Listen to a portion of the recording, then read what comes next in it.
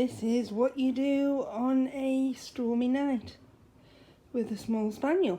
Yes, she's very good, very comforting, aren't you? Yeah, and I've just heard a small cat in the other room, so maybe we'll get two people on here. Oh yes, here we have a small cat. Yep. It's furry time on the bed, isn't it? Yes, it is. Yep. Yep. Friends. Friends we are. Yes. And welcome to life with the natural enemies. You're more frenemies, aren't you, really, you two? You love being on the bed with me, don't you? Hey, yes, you do. You comforting little puss, aren't you? Oh, I call you both puss. I shouldn't call you both puss, should I? Because you are a dog. Yeah. Mum was like, don't leave me out, Mum. No. Good evening, guys. Welcome to a rather stormy bedrest book of the week. I hope you enjoyed the brief interlude with the furry people on my bed who've come to join me on this bit of a stormy night. It's nice to see them. And the dog is Scout and the dark tabby cat is Womble. He's 2 and a bit years old, well 2.5 now they are. He's got a sister Tilly who's a lighter colour, and Scout, Tilly and Womble. Scout's my dad's dog and Tilly and Womble are my little rescue cats, and they are my favourite people in the world. Favourite non-human people in the world.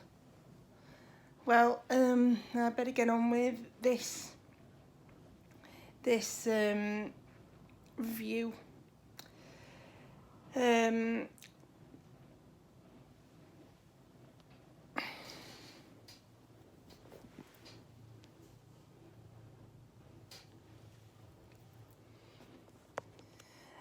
This is an Audible title, and it's called The Valedictorian of Being Dead by Heather B. Armstrong. Heather B. Armstrong is what's referred to as a mommy vlogger, or blogger, I should say, sorry. She shot to fame writing a blog, I think it was about 10 years ago, and more recently she began to suffer with severe depression, and 2 and a bit years ago she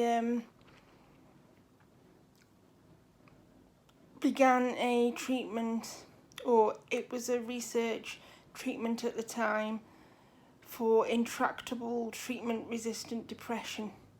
And this was part of the reason I downloaded the book to my Audible library, because I don't know if any of you guys are aware, but I have suffered fairly badly with depression for the past decade or so, and it's been regarded as very difficult to treat, if not treatment resistant.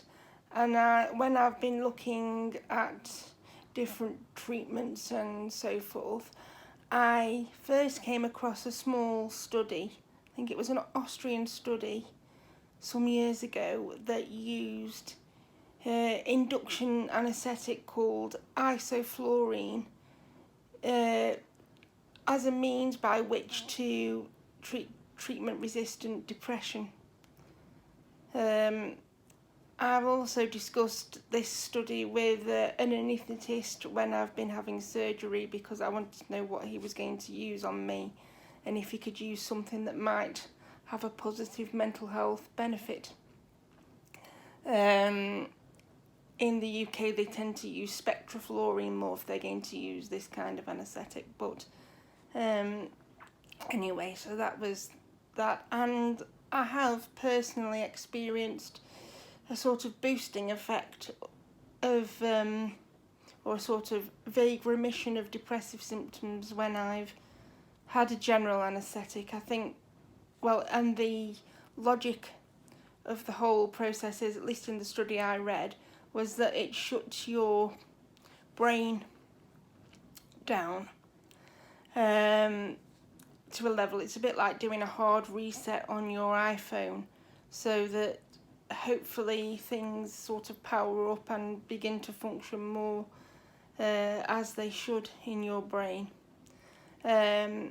However, Heather B. Armstrong chronicles her experience with a newer study undertaken by the University of Utah Medical Center. I think it was. I think that's the university. And this study, instead of using isoflurane or any other type of anaesthetic, they use propofol, which some of you will be aware is the drug that was implicated in the death of Michael Jackson. I also know propofol as being a sort of short-acting anaesthetic, which I've had several times in my life for various procedures. I don't overly react well to it. It makes me quite sick.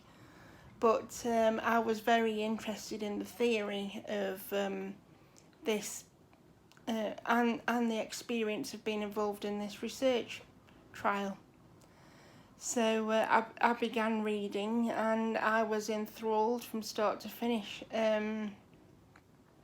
Heather explains the experience of depression very well, and also she is one of the most eloquent first-person writers I've come across, who particularly has written on the subject of depression itself.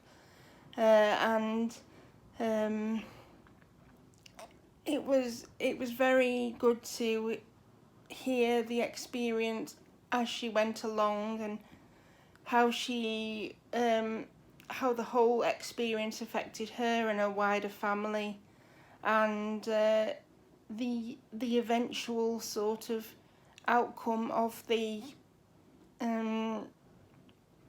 treatment itself.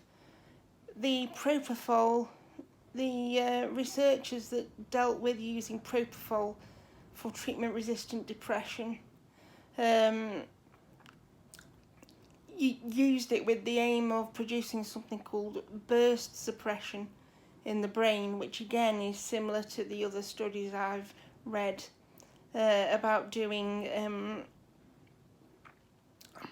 a sort of hard reset on your brain, except this is a much shorter length of time you're under anaesthesia for, and you are under very, very deep anaesthesia. So this was carried out in a hospital setting with lots of monitoring, and had some very interesting side effects for Heather, which I won't go into, but it was the book is definitely worth a read, as treatment-resistant depression is a very real problem, and it's been more disabling for me than any physical disability I have ever encountered.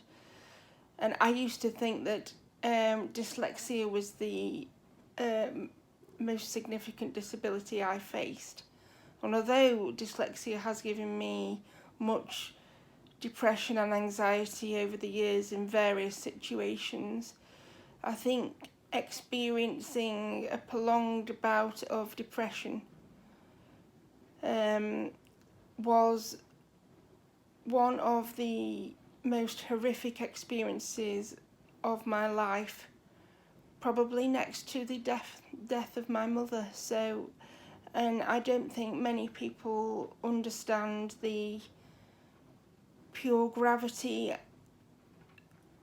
of experience with depression, and in some ways I think it robbed me of the last few years of being able to enjoy time and things with my mum, because I was already fairly ill by this point, and